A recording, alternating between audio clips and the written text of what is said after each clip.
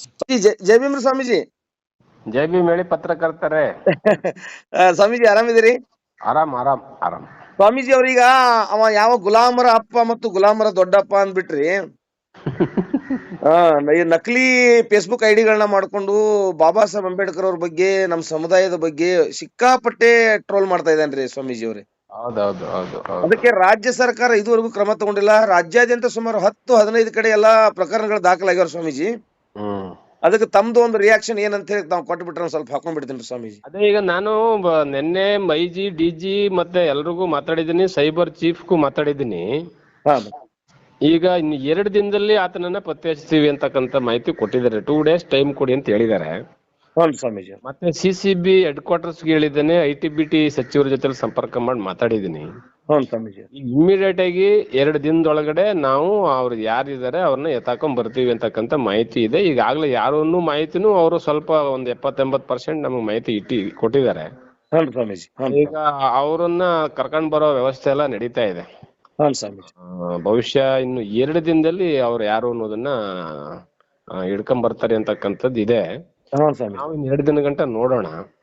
2 ದಿನದೊಳಗಡೆ ಅವ್ರು ಏನಾದ್ರು ಕ್ರಮ ತಗೊಳ್ಳಿಲ್ಲ ಅಂತಂದ್ರೆ ನಾವು ಪ್ರತಿ ಜಿಲ್ಲೆ ಮತ್ತು ತಾಲೂಕು ಮಟ್ಟದಲ್ಲಿ ಒಂದು ಹೋರಾಟಕ್ಕೆ ಕರೆ ಕೊಟ್ಟು ಸರ್ಕಾರ ಈಗ ಸರ್ಕಾರದ ಜವಾಬ್ದಾರಿ ಅಲ್ವ ಇದೆಲ್ಲ.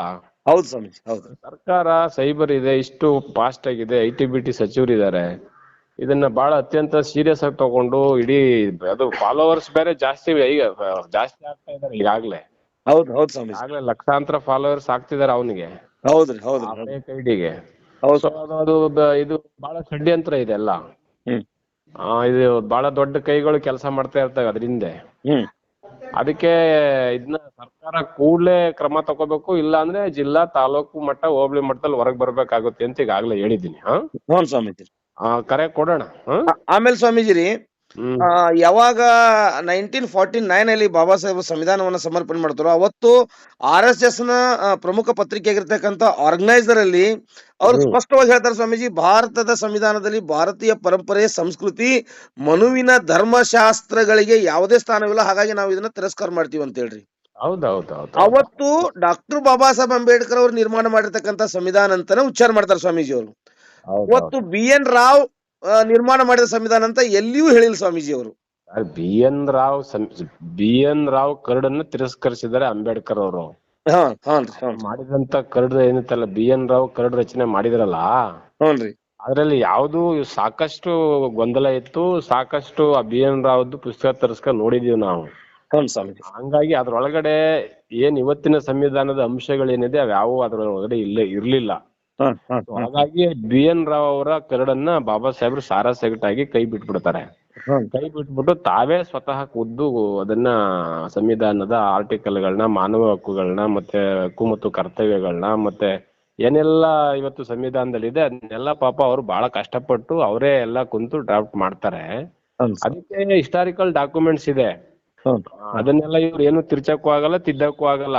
ನಾನ್ ಹೇಳೋದೇನಂದ್ರೆ BN ರಾವ್ ಅಂತಕ್ಕಂಥವ್ರು ಸಂವಿಧಾನ ಸಲಹಾ ಸಮಿತಿಲೂ ಇರ್ಲಿಲ್ಲ ಅವರು, ಅಥವಾ ಡ್ರಾಫ್ಟಿಂಗ್ ಕಮಿಟಿಲೂ ಇರ್ಲಿಲ್ಲ ಅವರು. ಅವ್ರಿಗೆ ಒಂದು ಕರಡು ಸಿದ್ಧಪಡಿಸ್ಕೊಡಿ ಅಂತ ಹೇಳಿದ್ರು, ಆ ಕರಡನ್ನ ರೆಡಿ ಮಾಡಿದ್ರು ಅವರು. ಆ ಕರಡಲ್ಲಿ ಬಹುಮುಖ್ಯವಾದ ಕೆಲವು ಅಂಶಗಳು ಇರ್ಲಿಲ್ಲ. ಸೊ ಹಂಗಾಗಿ ಅದನ್ನ ತಿರಸ್ಕರಿಸಿದ್ರು ಬಾಬಾ ಸಾಹೇಬ್ರು, ಅದನ್ನೇನ್ ತಗೊಂಡಿಲ್ಲ ಅವರು. ಹಂಗಾಗಿ ಈಸ್ ಎ ಕೇಸ್ ವರ್ಕರ್ ಅಂತ ಹೇಳ್ಬೇಕಷ್ಟೇ ನಾವು. ಅದೇ ಒಂದು ಕ್ಲರ್ಕ್ ಅಂತ ಹೇಳ್ಬೋದು ಸ್ವಾಮೀಜಿ, ಕ್ಲರ್ಕ್ ಅಂತ ಹೇಳ್ಬೋದು. ಆಮೇಲೆ ಸ್ವಾಮೀಜಿ ಅವರೇ, ಇವ್ರು ಎಲ್ಲಾ ದಾಖಲೆಗಳನ್ನ ಫೇಕ್ ಐಡಿಯಲ್ಲಿ ನಮ್ಗೆ ನಿಚ್ಚಳವಾಗಿ ಗೊತ್ತೈತ್ರಿ, ಇದ್ರ ಹಿಂದೆ RSS ನ ಬಲವಾದ ಒಂದು ಕೈವಾಡ ಇರ್ಬೋದು, ಸಂಖ್ಯೆ ಐತ್ರಿ ಸ್ವಾಮೀಜಿ ಅವರು. ಹೌದೌದು. ಆಮೇಲೆ ಇವರು ಗೂಗಲ್ ನಲ್ಲಿರುವಂತಹ ಹಲವಾರು ಮಾಹಿತಿಗಳನ್ನ ತೆಗೆದುಕೊಂಡು ಹಾಕ್ತಾ ಇದಾರೆ. ನಮ್ಮ ಸಮಾಜಕ್ಕೆ ಒಂದು ಡೌಟ್ ರೀ, BN ರಾವ್ ಅವರು ಗೂಗಲ್ಗೆ ಏನಾದ್ರು ಸಂವಿಧಾನ ಬರ್ದಿದ್ದಾರೆ ಅಂತ ಹೇಳಿ ಸ್ವಾಮೀಜಿ. ಅದೇನೆ ನಾ ಹೇಳ್ತಾ ಇರೋದು, ಗೂಗಲ್ ಅಲ್ಲಿ ಏನ್ ಮಾಹಿತಿ ಬರ್ತಾ ಇದೆಯಲ್ಲ ಅದನ್ನ ಯಾರು ಅಪ್ಲೋಡ್ ಮಾಡ್ತಾರೆ ಗೂಗಲ್ಗೆ? ಕಾಮನ್ ಸೆನ್ಸ್ ಅಲ್ವಾ ಅದು, ಕನಿಷ್ಠ ಜ್ಞಾನ.